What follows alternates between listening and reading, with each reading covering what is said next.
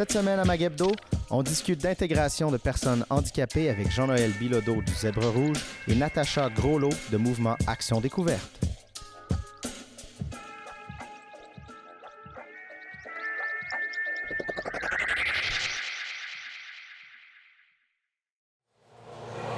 Merci de nous accueillir aujourd'hui au Café de la Gare Zèbre Rouge. Est-ce que on en fait assez au Québec pour intégrer des personnes, par exemple avec des capacités là, intellectuelles, il y a certains efforts, limitations physiques? Je dirais qu'il y a certains efforts, mais ça répond pas aux besoins. Puis c'est facile à expliquer dans le fond parce que il y a, si on parle par exemple de santé mentale, il y a quand même eu une certaine évolution dans la médication relative à la santé mentale. Et aujourd'hui, les gens sont plus autonomes, quelque part. Ils sont plus autonomes, ça ne veut pas dire qu'ils n'ont pas des difficultés de disponibilité ou des difficultés à la suite des effets secondaires de la médication ou autrement. Mais on sent, par exemple, chez eux, plus, je dirais, d'intérêt vers l'utilité d'être en vie quelque part, c'est-à-dire d'avoir une vie comme normale, où une vie normale, ben, tu es hébergé quelque part, tu nourris, et tu travailles. Une vie normale en guillemets. C'est ça. Et tu travailles. Alors, si tu ne travailles pas, qu'est-ce que tu fais? Tu restes assis chez vous, puis tu te baisses devant la télévision, ou tu te promènes, tu fais des marches, et c'est ta vie, ça? Non. Il y a quelque chose quelque part qui te manque. Le sens peut-être de la vie. Et le sens de la vie, tu le trouves dans le travail. Les gens qui arrivent ici, puis ça, il y a même des études qui ont éprouvé sur ça, que, par exemple, dans certaines catégories en santé mentale, les gens, par exemple, font des délires ou des psychoses, bien, pendant qu'ils travaillent, généralement, il n'y a pas de, je dirais, de phénomène comme ceux-là. Ils vont travailler, ils vont être concentrés sur ça. Puis, quand ils sont tout seuls, quand ils sont face à eux-mêmes, qu'à un moment donné, les petites sourires commencent à galoper dans le cerveau. Donc, le travail, c'est comme une médication? Ça peut être ça, effectivement. Et ça, c'est je dirais, par l'observation que ça a été fait, parce qu'il n'y a pas d'études qui sont faites nécessairement, mais ils savent que, par observation, ces gens-là, quand ils travaillent, n'ont pas de psychose nécessairement. Alors, c'est très curieux comme phénomène. Tout ce que je sais, par exemple, moi, c'est que quand on a commencé ici, puis il y a une dizaine d'années de ça, quand les gens venaient travailler, ils travaillaient quelques heures par semaine. Et là, tout de suite, ils étaient fatigués, ils avaient mal à la tête, et ils voulaient aller se reposer, ce qu'on les laissait faire, on dit ça. Puis aujourd'hui, c'est plus ça. Ils sont capables de faire 15, 20 heures par semaine. Nous autres, ici, la plupart des gens font ça, 20 heures par semaine. Et il y en a même qui sont capables de faire 30, 35 heures par semaine. Fait que, tu sais, on voit qu'il y a quand même un certain changement.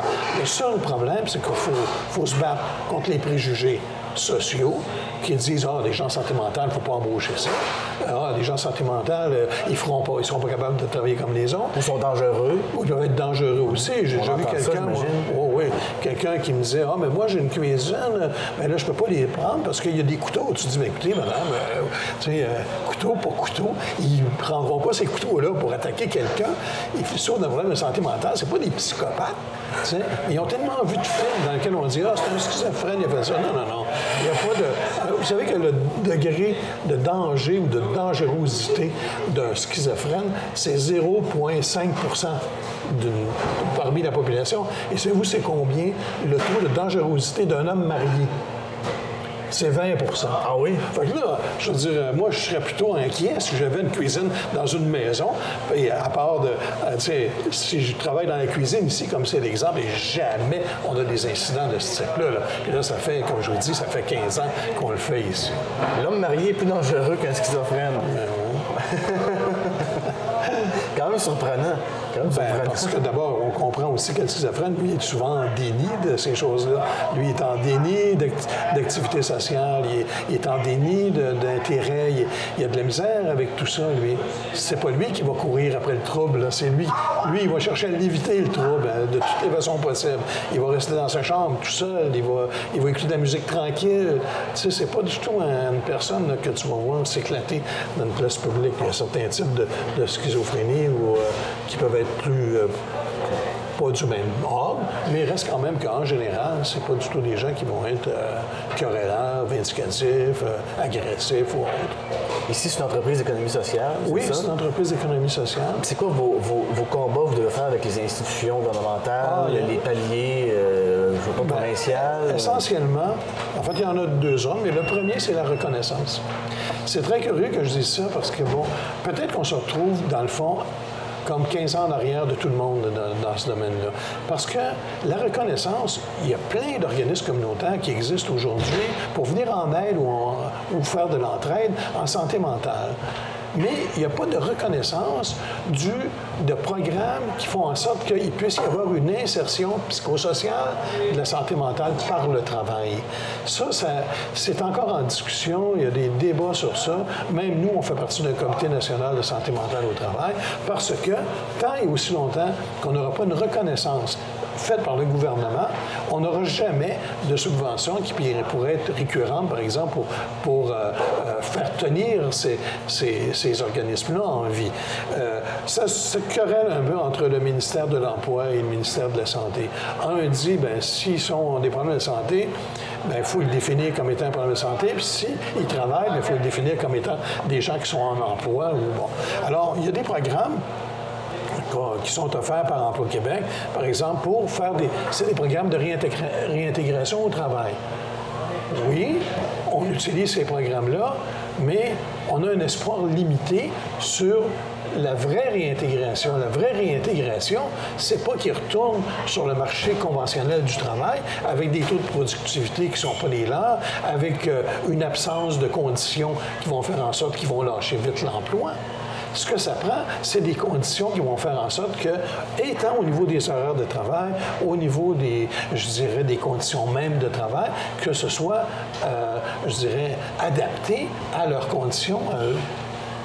Si vous prenez là, une poignée de médicaments par jour, là, des neuroleptiques, de toutes les sortes possibles, puis que vous prenez ça le matin, je vous jure, vous ne serez pas très en forme pour aller travailler 1 heure plus tard. La plupart des gens qui sont ici, souvent le matin, ont des grandes difficultés à se remettre en forme. Ça peut prendre 1 heure, 2 heures. Mais quand ils arrivent ici, on leur dit pas « Hey, vite, dépêche-toi, il faut faire une soupe pour, à 10h15 le matin. » Jamais ça arrive ici. Là.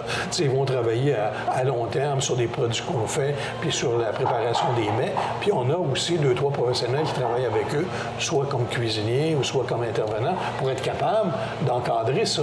Mais il reste qu'on ne les pousse pas dans l'ouvrage qu'ils font. Puis on surveille la qualité de leur vie en même temps que la qualité de leur travail. Ça, là, pourquoi ça existe? C'est vraiment pour qu'ils puissent améliorer leur qualité de vie, pour qu'ils se sentent des gens à part entière, pour qu'ils se disent, bien moi, je ne suis pas en santé mentale, moi, je travaille. Je fais ça comme travail. Je suis aide-cuisinier, je suis mécanicien de vélo, je suis emballeur. Ils diront pas demain matin, bon, moi non, moi je suis en santé mentale, puis vous savez, j'ai de la misère à fonctionner. Non. À partir du moment où ils commencent à fonctionner ici, ils se définissent comme travailleurs. Après la pause, la suite de l'entretien avec Jean-Noël Bilodeau.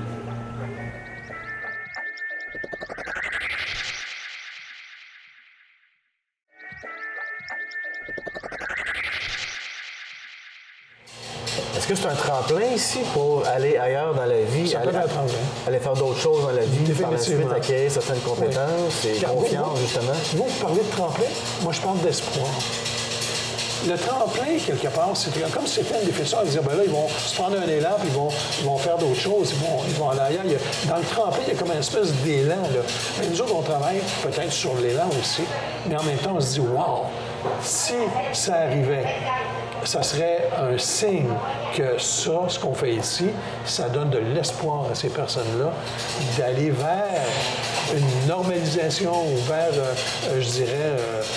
une normalisation. À peu près en gros. Donc, le combat, c'est la reconnaissance. Ça vous aiderait à survivre. Parce que, avez-vous de la misère à survivre?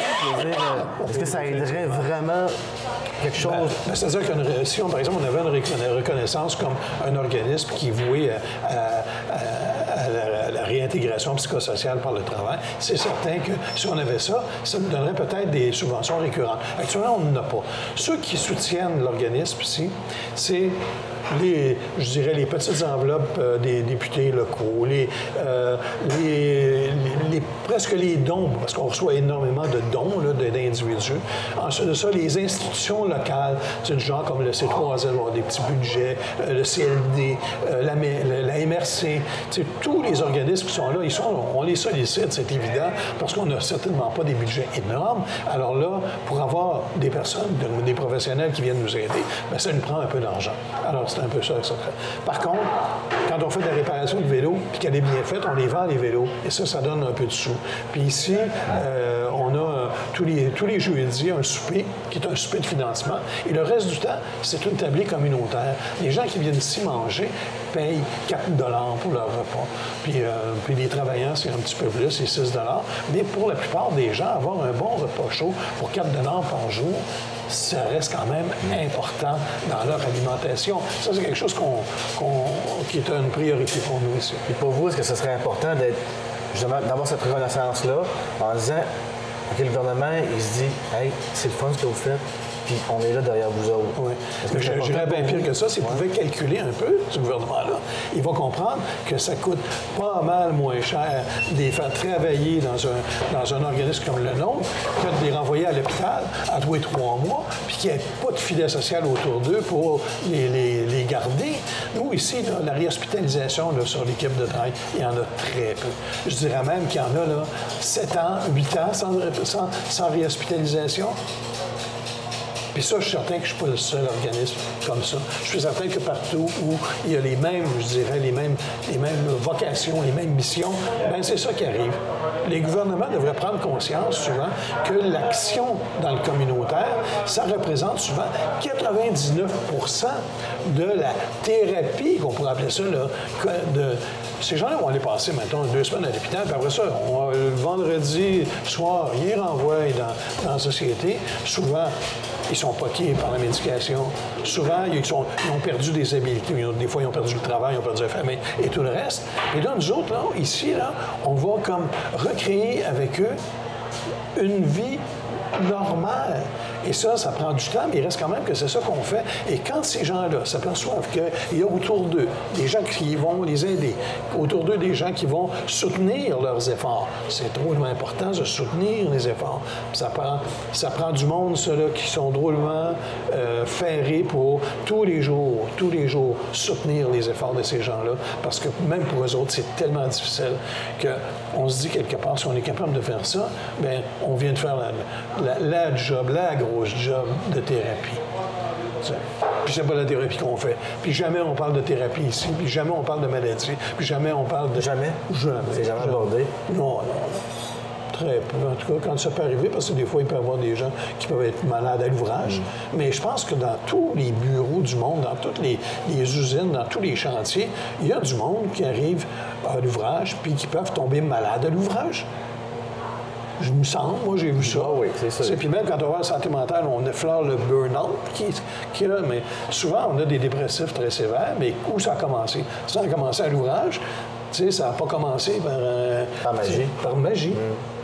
Et la santé mentale, ça couvre. Je veux dire, aujourd'hui, je pense que dans les statistiques, on parle beaucoup d'une personne sur 3, une personne sur 4 qui souffre de problèmes sérieux en santé mentale.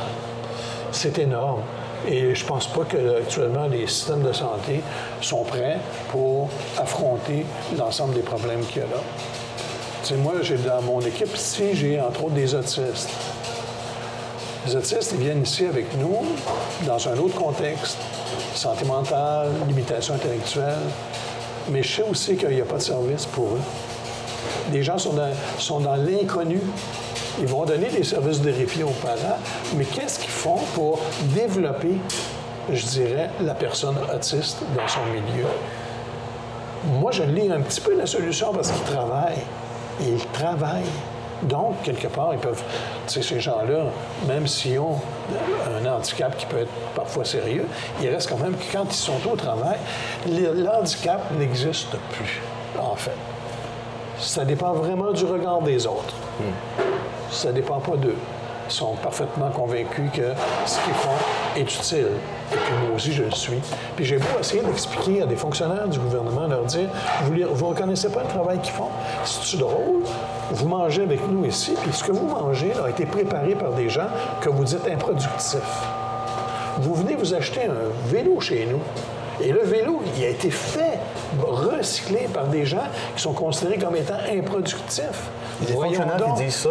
Ben non, mais ils ne reconnaissent pas l'emploi. Ils n'oseraient pas le dire, là, parce que je pense qu'ils seraient un peu gênés. Mais ils vont dire, ben non, c'est pas des emplois, c'est des occupations. Non, c'est pas des occupations. Ils travaillent, ils produisent. Ils font un produit. Ben moi, je dirais pas dans mes livres d'économie, parce que j'ai pas étudié longtemps dans ça, mais il reste quand même que quand tu fais un produit, ça automatiquement te définit aussi dans la société. Comme producteur, comme salarié, comme entrepreneur. Ces gens-là le font.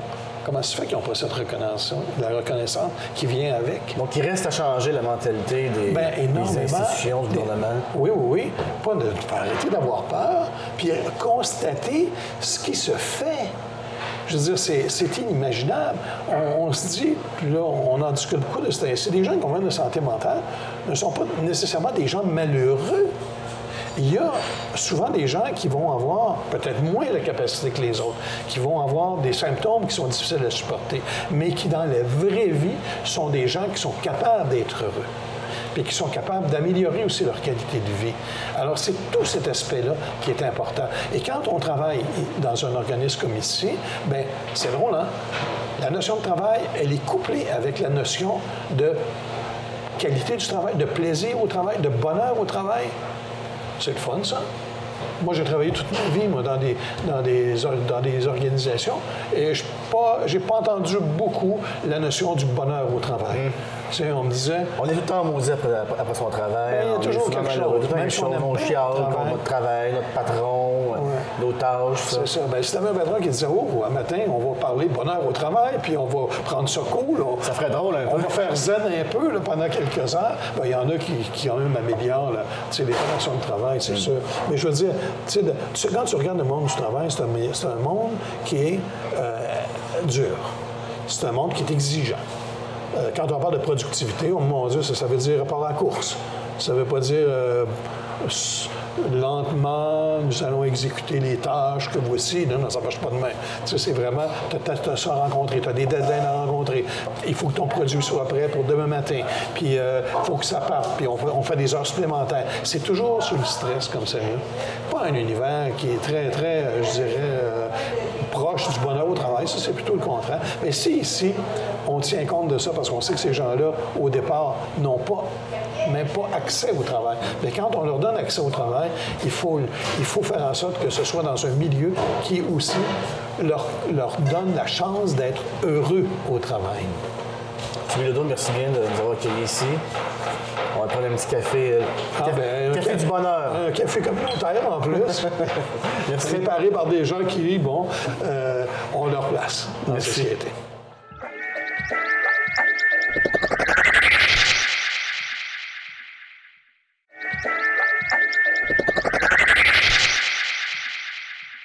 Natacha, bonjour. Merci de nous accueillir au Mouvement Action Découverte de Châteauguay. On a été tantôt voir Jean-Noël Bilodeau à Vaudreuil-Dorion, Café de la Gare. Lui ne reçoit pas de subvention récurrente de la part du gouvernement. C'est votre cas ici. Oui. Donc, la reconnaissance du gouvernement, c'est un bon coup de pouce pour votre organisme. C'est une reconnaissance financière, une reconnaissance aussi, peut-être, hey, c'est le fun ce que vous faites. Continuons, on est derrière vous aussi. Oui, ça c'est sûr. Également, oui, non. C'est sûr que la subvention gouvernementale nous aide vraiment beaucoup. Par contre, c'est pas la seule selon laquelle on peut compter dessus. On a d'autres bailleurs de fonds qui nous aident beaucoup aussi, mais c'est vrai que avec le gouvernement, la subvention du gouvernement nous aide vraiment beaucoup. De ton point de vue, est-ce que on en fait assez là, au Québec là, pour intégrer des personnes soit avec des déficiences intellectuelles ou physiques? Ici, c'est les deux, c'est ça? Oui, c'est des gens ayant une déficience intellectuelle. C'est le critère premier pour être accepté ici. Ça peut être accompagné ou non d'un handicap physique, mais c'est pas obligatoire. Mais pour répondre à votre question, oui, je trouve qu'on n'en fait pas assez. Côté société, chaque individu devrait pouvoir en faire davantage là, pour pouvoir les intégrer dans la communauté. Ça pourrait se traduire comment, par exemple? De vive voix comme ça, je dirais que ça serait peut-être en leur montrant les choses de base pour leur permettre d'avoir des comportements acceptables, dites acceptables en société. Et peut-être essayer de trouver des façons de pouvoir promouvoir que c'est des gens à part entière, que c'est des gens comme nous et qui sont capables de fonctionner dans la société et d'avoir des buts et de pouvoir atteindre une certaine paix d'esprit à l'intérieur de la société, oui. Les gens que vous accueillez ici, est-ce que vous les rendez autonomes? Est-ce qu'il y a une valorisation qui se fait là, intérieurement, une confiance qui se développe pour aller ailleurs? Oui, ici, dans le fond, ce qu'on fait, c'est qu'on favorise l'autonomie ou le maintien des acquis, tout dépendant à quel niveau ils sont. Ce qu'on leur montre ici, c'est de répondre à certains objectifs et le plus souvent possible, on essaye de les amener plus loin, toujours plus loin. Donc, c'est pas mal notre travail ici. Les amener à être... Parce que c'est un passage qui est combien de temps ici, disons? Il n'y a pas vraiment il n'y a pas de limite. Tant et aussi longtemps qu'ils participent, parce qu'ici, c'est pas nécessairement juste du loisir. Il y a aussi des activités avec des thèmes et des objectifs bien précis à rencontrer. Donc, il y a beaucoup d'apprentissage, que ce soit au niveau des habiletés sociales, l'autonomie, leur apprendre la santé, les parties du corps. Des fois, il y en a qui ne le savent pas. Apprendre à compter, savoir la valeur de l'argent, toutes ces choses-là qui sont importantes en société, comment se comporter. Donc, on leur montre. Et puis, s'il y en a qui ont des difficultés avec certaines choses, des fois, bien, on accentue sur le fait de lui montrer la bonne façon de faire. Et puis, on travaille avec lui à cheminer à travers son objectif de vie, dans le fond. On a vu tantôt que le fait de travailler pour ces personnes-là, c'est une espèce de... pas de médication, mais ça fait du bien pour leur esprit. Il y a moins de symptômes, il y a moins de mots. Est-ce que vous le ressentez, ça? Oui, parce qu'on voit beaucoup le résultat de notre travail. C'est sûr qu'on ne le voit pas immédiatement, mais ils sont contents. On les voit sourire, on les voit... on a beaucoup de commentaires des parents ou des familles d'accueil qui disent « Oh, wow, maintenant, il fait la vaisselle toute seule » ou oh, « Maintenant, il fait ci, il fait ça ». Ce qu'il ne faisait pas avant, peut-être, de venir ici. Donc, quand on a des commentaires de ce genre-là ou qu'on voit l'usager vraiment content et puis nous dire merci, c'est très gratifiant, oui. C'est quoi un peu là, vos défis de tous les jours ou peut-être dans l'avenir pour un organisme comme le vôtre? C'est sûr que c'est toujours à refaire parce que certaines personnes, c'est un petit peu plus dur à leur montrer certaines choses. Donc, c'est toujours à refaire parce que ça fait partie de leur personnalité. Des fois, c'est des petits cris ou quand on va à l'extérieur, ils vont voir des inconnus. Fait qu'il faut les apprendre souvent, comme avant d'aller faire l'activité, on leur dit ce qu'on attend d'eux. Dans le fond, genre, on dit... dans le fond, je veux pas que tu ailles voir des personnes qu'on connaît pas. On peut sourire juste à titre de politesse, mais on va pas les voir, on leur parle pas parce que souvent, ils peuvent être portés « Bonjour madame, mais les gens, des fois, aiment pas ça. Donc, on leur demande de pas rentrer dans la bulle des gens, ces choses-là. Mais c'est toujours un travail continu. C'est sûr qu'il faut le plus possible être avec eux. On veut les intégrer au niveau de la société, comme des activités à l'extérieur. Souvent, là, ce qu'on essaie de faire, comme le bowling, tout ça, à des endroits où il y a d'autres gens, pour que les gens voient que c'est des personnes comme tout le monde, puis qu'à un moment donné, puissent les accepter. Mais vous sentez le regard quand même quand vous sortez à l'extérieur? De moins en moins, je dirais de moins en moins. Ça dépend beaucoup où on va, parce que la plupart sont habitués de voir des gens différents. Par contre, il y a encore malheureusement des mentalités de personnes qui ont des préjugés ou je ne sais pas, mais ils ne sont pas nécessairement capables de les accepter encore. Donc oui, parfois quand on va à certaines places, il y a des gens qui sont comme OK, puis il y en a d'autres, ah, allô, puis ils sont super contents de les voir, mais c'est pas tout le temps. Parce que vous sortez en gang quand même, Oui, là? oui. Des bons groupes? Ça peut arriver. Des fois, ça peut être des groupes de 25, comme ça peut être des petits groupes de 8 personnes. Ça dépend quelle activité qu'on a ici au local, comme ça peut être, dernièrement, on a été au Cirque Shriners, fait qu'on était là, mais il y avait un groupe de 25 personnes. Donc oui, ça peut être des gros groupes. Puis pour vous, est-ce que c'est un travail exigeant, j'imagine? Moi, je dirais pas ça. Non, parce que ça peut paraître aux yeux des téléspectateurs, disons, là, un peu, tu sais... Il y en a beaucoup, c'est pas tout le monde j'entends qui ferait souvent ça, le là. commentaire « Hey, wow, je ferais jamais ça, moi, t'es bonne ».